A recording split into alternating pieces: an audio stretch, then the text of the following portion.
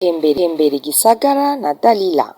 Ikiganiro kibereka muri quartier iwacu aho tubaye, kikabereka aho mu kibano ingene hubatse, abahaba ni bande, hakorerwa iyihe mirimo. Aha turi mu Kibenga rero, urabona ko Kibenga bayise amazina yo mu ndwi. Aha turi kuri Jedi, turabandanya tubereke gushika hariya hepfo hatwawe n'imyuzure, turiko turagendayo. Karibu rero unkurikire na kamera ndahabereke.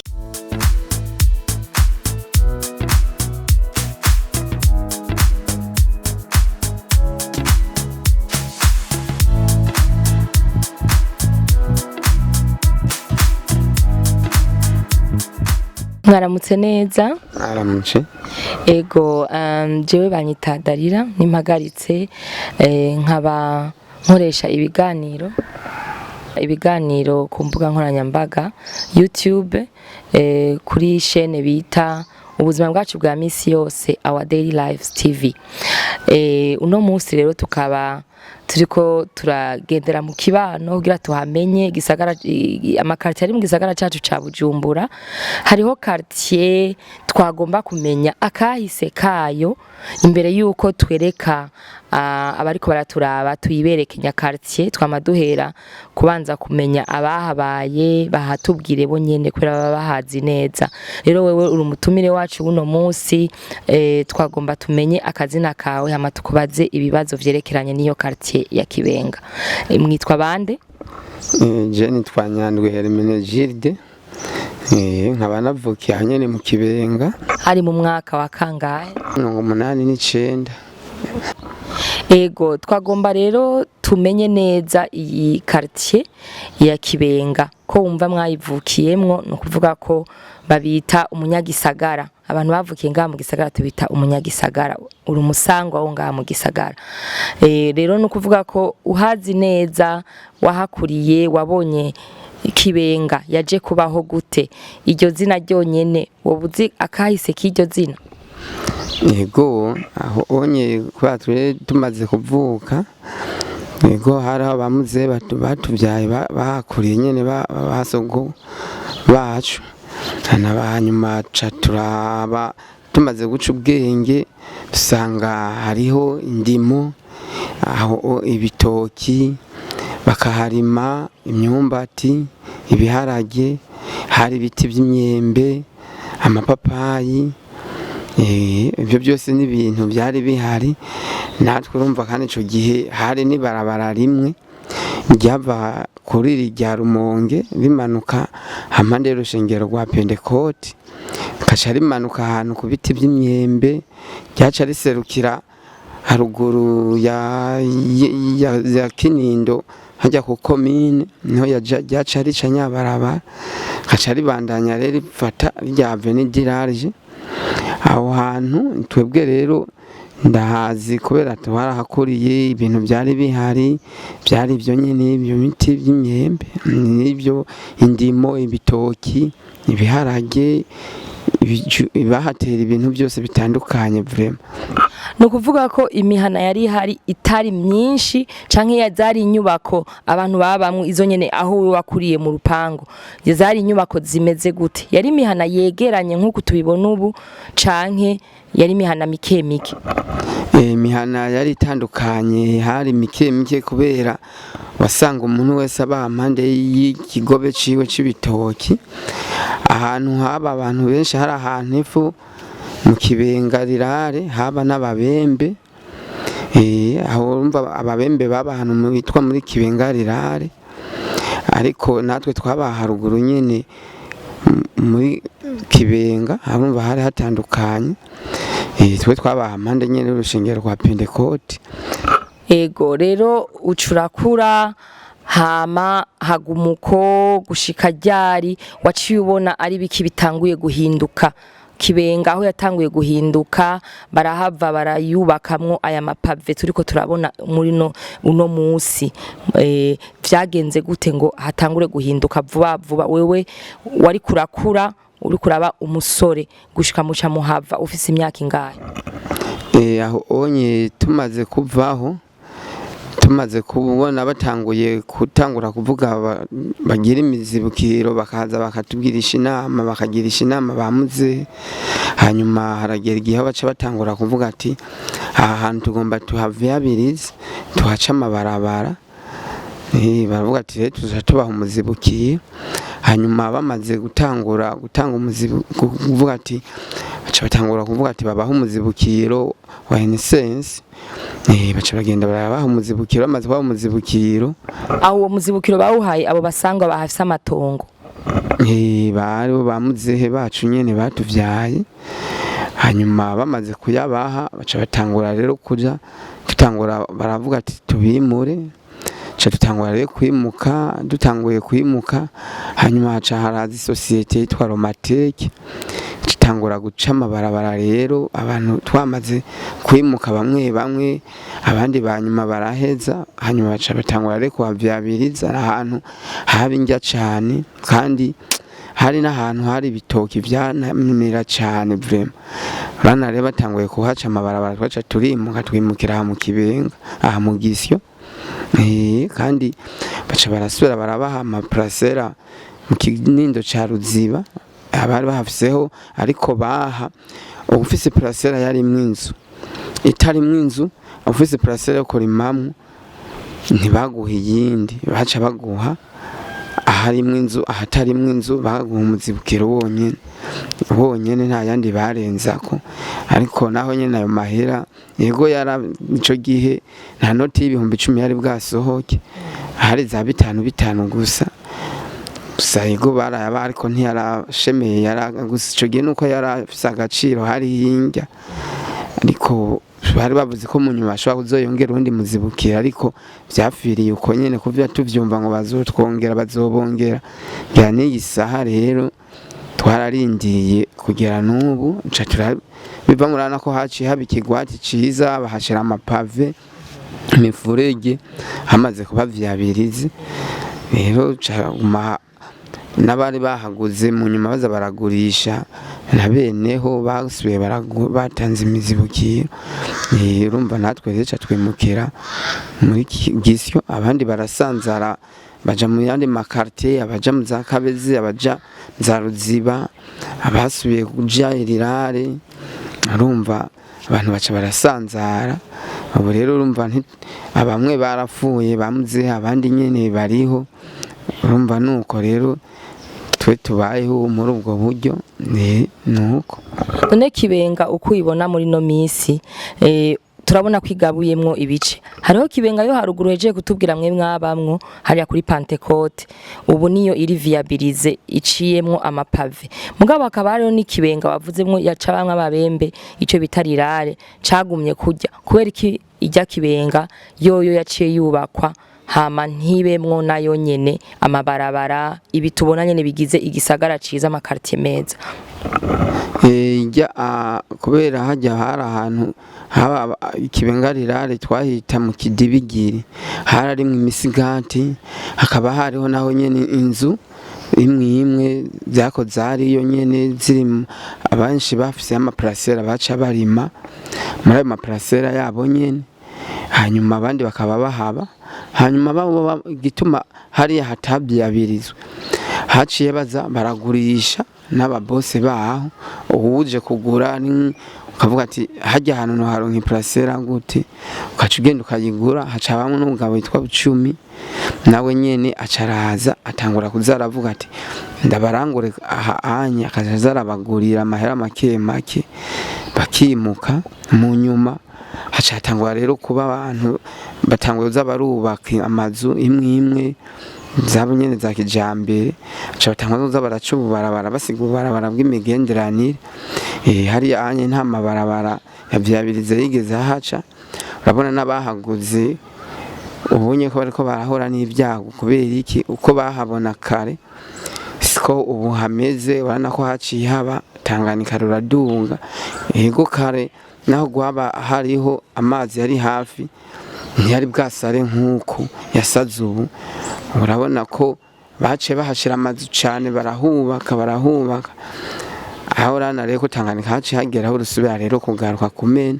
Kandi hajya niyo haca vyabirize naho bari gushikana zijya metero sase nkani bavuga yuko ndashobora gushikana ku ruzi ariko urabona kubera haci hagura abantu nyene baba boss bafise amahera hana rero ibibazo bariko barahura ko arivyo vyuba amazi yaciye umwuzure w'amazi wahateye benshi ubu rero bari mu bibazo vyaho kubera iki batari bazi ngene bizogenda muri kahise y'ubu nuko ntibari imbona kazoza ntayo bari bafise urumva bajanye nago bavuga ati ko ndonsa homba reka mve kubaka mugabo urumva hatari imiserege ngo imvura iguye amazi agende neza n'ubundi natanganye kikaduga nkuko bivuze baciye bisanga bari mu kidengeri gutyo imiryango yabo irikirahomba naho hantu baguze nkubu hari abantu baba baraguze amaparcelle yabo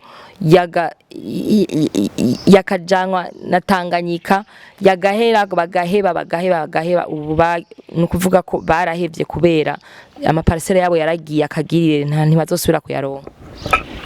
Urabona aho amazi ashikiye amaze kuduga ni parcelle yawe amaze kuhamara imisi amazi ntushobora kumenya ni parcelle yanje ngo yaraha kubera bari mu kidengeri cy'amazi uburimbi buca buvangana buravangana kubera nta umenya ngo iwanje nta kubera ega ubona ni hajya uba warasizinze kaguma ihagazeyo ntibomoke yose nahibomoka ariko hari mu icuma urashobora kuvuga ati hajya harahi iwanje nahi iwanje ariko kugira uhashike hubake nawe bikagorana urumva nk'iyo hose n'uruhombo haruye nk'amahera bawubaciye iyo nzara usanga nko umuntu aba yasabye kerdi usanga yanzira twawe umuryango ukacubura huba bari bahafise urumva nkayo karagahombo kanini amarira mu banyagihugu baba rego naho ubu yafise umaze kuba ucija gupanga wari ufise aho iwawe urumva kata munezero ugira nta munezero ushobora kugira rero nico gituma hajya jewe twarashoboye kuba ko turakoreraho nyine aho mu Kibenga dutwarayo ibintu byo kuzuza ahantu amazi aba yateye kwaje tuganira n'umuntu wakavuga ati twe nukuri tukihagura twabona umenga harameze neza nta mazi hari bwaduge ibintu byari tuzi ko bizobaho cyabati rero hano Tanganyika kubera twe nabamuze bagikura batubwiye ko Tanganyika guhagarukira munsi barabara rya Rumonge tutera rero umanuka ko gwamanuka rero niko abantu abari bo twebwe abasangwa baca baje bariyagura batahana ahi wanje ugasanga umuntu umwe afise kuva gushika hari usanga hagiye kuca umwe avuga ati ndagurisha nana ngaye wacu mugisyo naho nyene haciye haja harasubira haraduga ibeyi haragurishwa be abahaguze ubwa mbere bahafise nuko urumva rero ibi bihe turimo nibyo byibubona aho mu Kibenga vraiment kubera Kibenga aho onye ubwa mbere hari indimo nyinshi nko wagiye hanze ahasiga indimo bahaje yohobegwa kubera uko yari yahasize siko hakiri harahinduje none izo ndimo ubona ko arizo zari kuhaguma kubera ubuvuga ati hari isi nziza yamera cyane ubona yuko abatunganyije igisagara bari kuharekara hakaba aho kurimwa kugira ngo ibihavuye bigaburire abanyagisagara tukatera tuduga haruguru nyabuna yibarabara rya Rumonge kugira ngo ino hepfo nubundi amazi ahateye yateye indimo yego harabo uruhombo mugabo hari umutama yatubwiye ko mu ndimo yarahateye gabo ngo yacasubira gakama ko ngo indimo zara yakwega yagasubira yagakama vuba sico kimwe nubu nivyo none kiya gihe amazi naho yaza ntiyabaye yaraza ko ntiyabaye ikirenga kubera iki amazu ntiyari bwabe haruguru menshi uharuye rero ajya amazu abari haruguru yibarabara ajya amazi none wiyumviye azahe naruhukira hajya niho haba bihura na Tanganyika rero iyo hamaze kunywa amazi akaba menshi imvura nayo nyene kabiri amazi ategezwa guca dunga amaze kuduga rero urumva ivyo none birononekara urumva rero nico gituma kenshi abantu bariko barahomba ubu unye bivanye nuko batiyumve kubera hajya naho ibintu by'indimo urazi ko ari byo bintu bikuru ufise ahantu urima ukeza hamwe mu botike ntugendayo kubera iki vya bindi waja gusoma mu botike kuba wabirimye muri ya parcelle yawe ukaronka ahantu urimo umwumbati, ivyo biharage, ayo mateke, ibijumu, urumva nk'ivyo ko haba imisi biba biriko biragufasha, anatanduka curondera amahera uyagura nk'utundi tuntu ukaronka n'ingene uvuga ati kaya mahera ndayafise reka nze ndondera akantu kakazoza ntako nshobora kuzoshiramwo abana tuzoba ko turavyara natwe. None ya mahera yaronse yose ukacuza gukoresha kusuma, umva uzoronka ekonomi yo kubika ya mahera kugira ugire umugambi nawe gute ntushaka. Ubu rero nukuvuga yuko mu gisagara abantu babayeho basuma kubera bataba bafise aho barima, barahubatse ku buryo badasiga na gace basi na gatoyi k'ibitegwa mbumbarugo, basi aho bashira nirengarenga canke ibitunguru, ikaroti, basi vya bitegwa tuvuga ngo na jardin de cuisine. Ubona ko biyononeye muri make wovuga ko abantu bariyibagiye yuko ivyo bintu navyo ari vyankenerwa.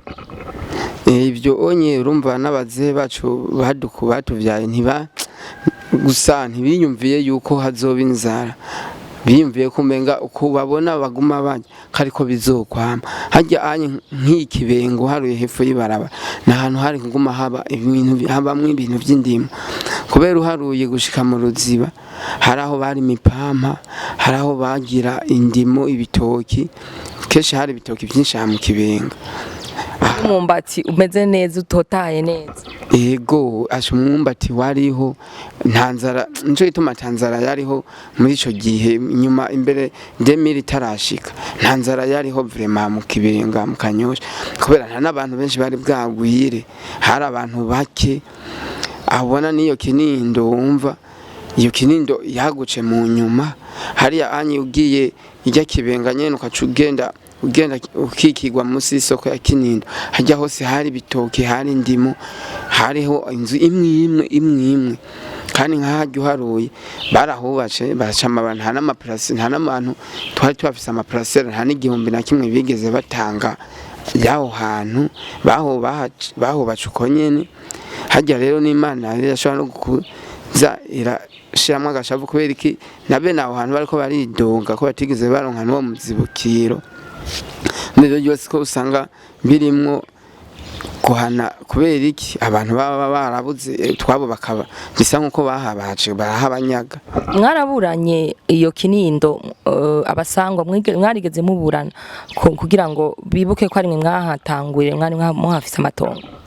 Aho onye vraiment twaragiye n'amadose, baravuga ati barabigiyemwo, baravuga ati bagomba kuhatanga amahera kugira bumva amadose yarubishwe kugira n'igisaha.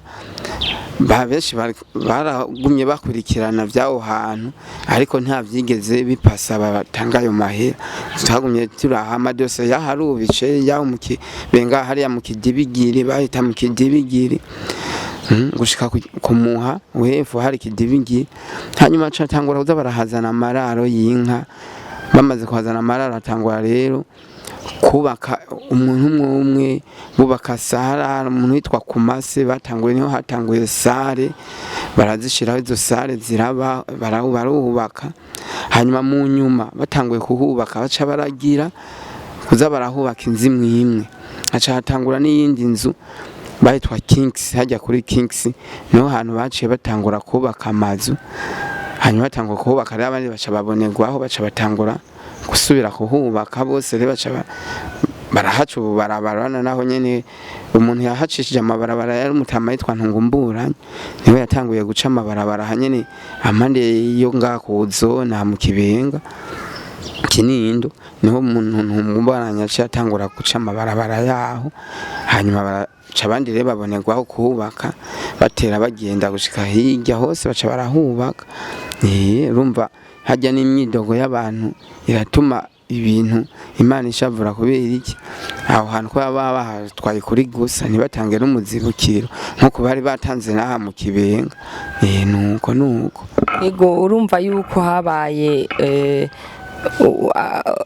agacinyizo kuko uvuga ati ndahatwaye nkoresha igikenye, nkoreshe ko ndabishoboye kukunyaga. Nkuko bivuze si byiza na gato, ko bari babahaye muzibukiro muri Kibenga yo haruguru uvuga ko naho handi.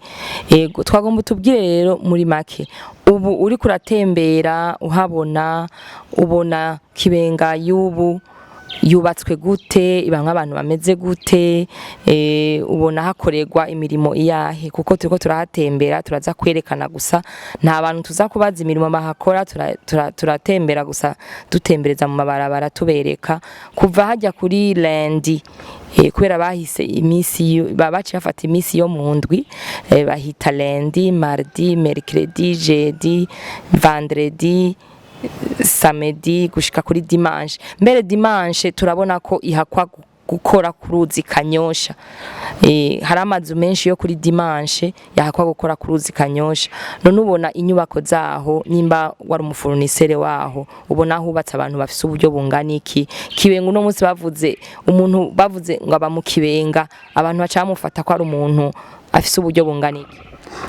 Urumva uba ngaho baba haba urumva urana ko hajya hacaba umuntu yishoboye afise uburyo, utabufise urumva ntushobora kuhaba, uhabaye naho haragera igihe aho wiyomora kubera iki, n'ahantu ndavuga ati ngo naka mumunyu bamwe tutegezwa kuvayo bakakugurira ukihafise.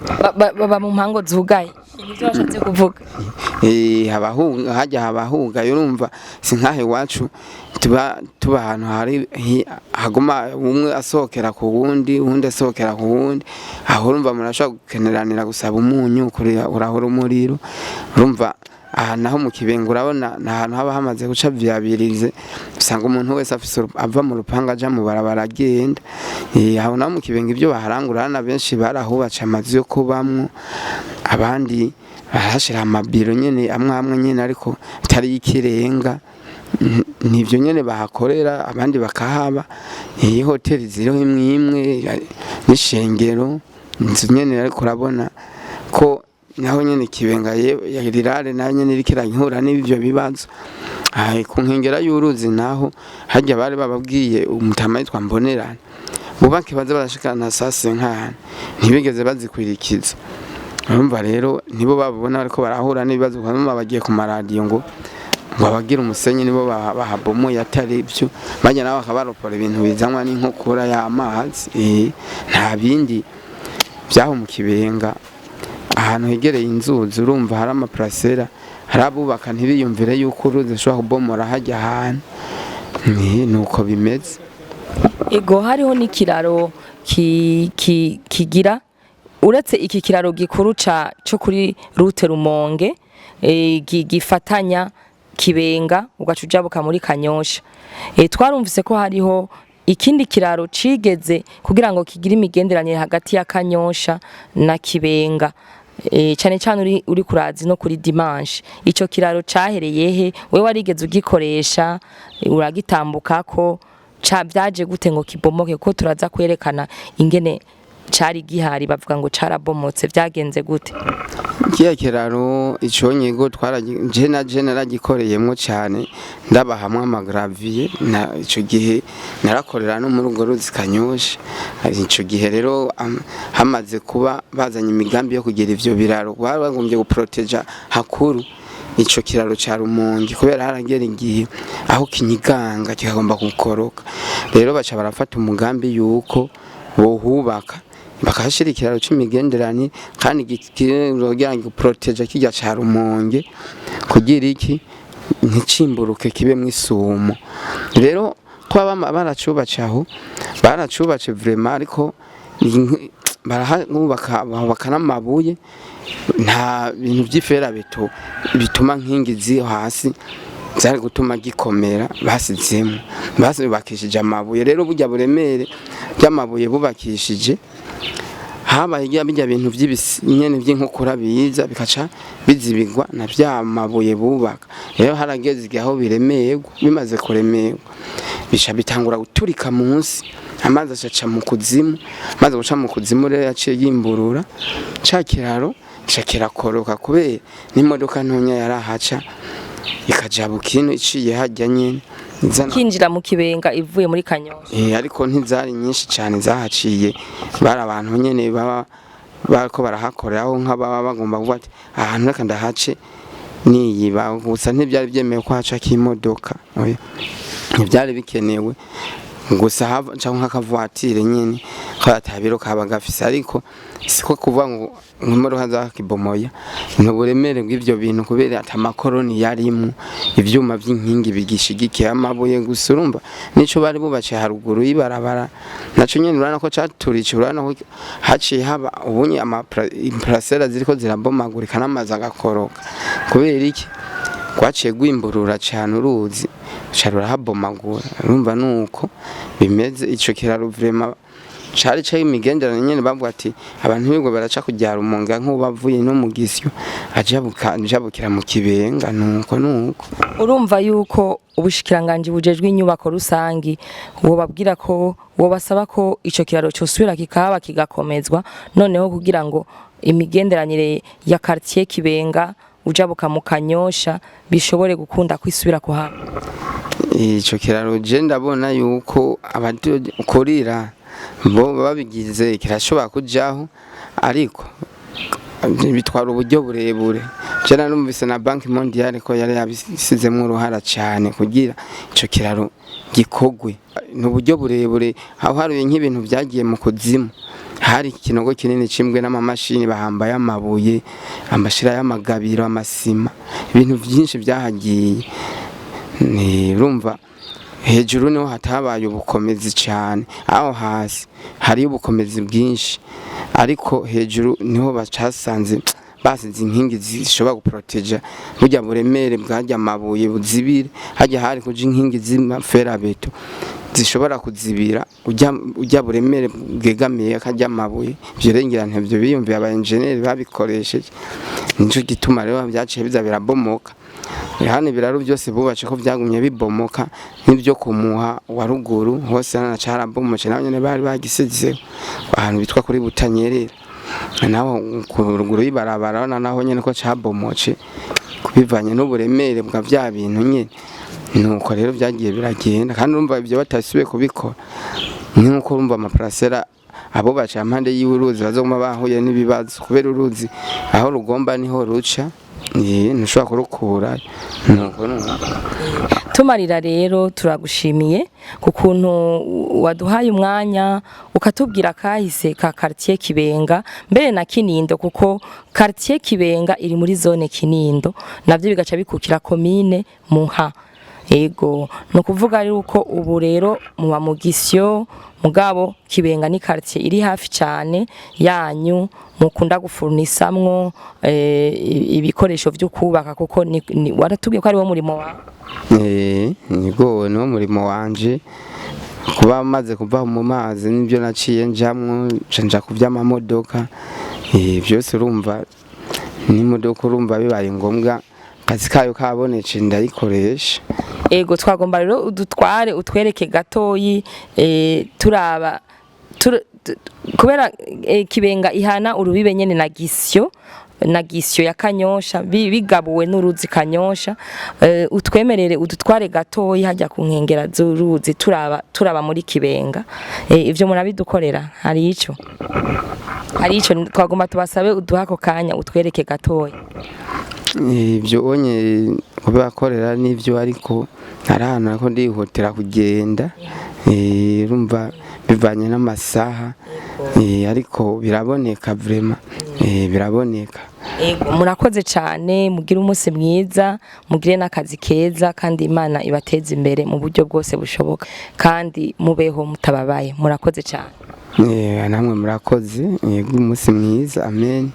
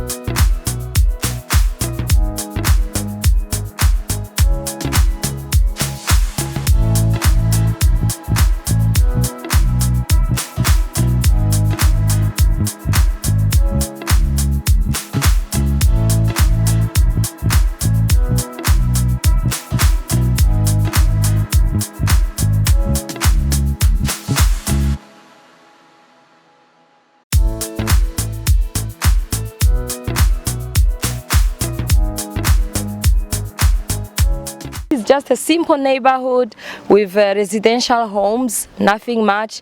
There, it's like everyone is within their gates, and they share just these streets. Some of the roads are paved, as you can see, and some of them are not paved, but there was a proper planning of this area. That's why you see they have the gutters to conduct rainwater. So yes, this is Kibenga. When we are saying, so when someone tells you I live in Kibenga, they are telling you that they live in this hood. Thank you for watching, and suggest more quartier to visit, and we will make it happen for you so that you can feel that I'm taking you back to your hood. Yes, so suggest more quartier you want to see, more slums, hoods, city, upscale, downtown, everywhere we will take you. This is our Daily Lives TV. I'm your host, Dalila Nimhagaritse.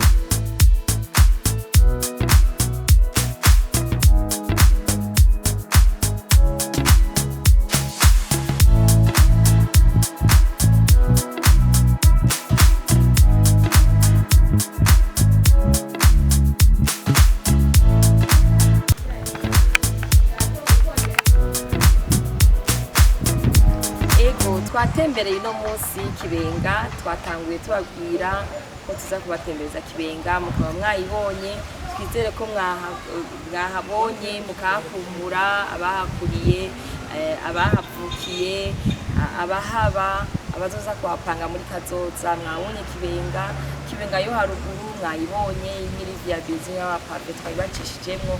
Twagiye no muri Kibenga yo hepfo yatewe n'imyuzure yo bita Kibenga River, abandi bayita Kibenga Lake. Mwabonye ibihari, mugabo twizere yuko mu minsi imbere bene haba bazogaruka amazi agashobora gusubira inyuma. Rero turabifurije ibihe byiza. Uno munsi yari Kibenga, nimutubwire ahandi hantu muba mushaka kubona tuhabatembereze. Cyari cya kiganiro cyanyu mukunda cyane, Tembera Igisagara na Dalila gica kuri ODL TV.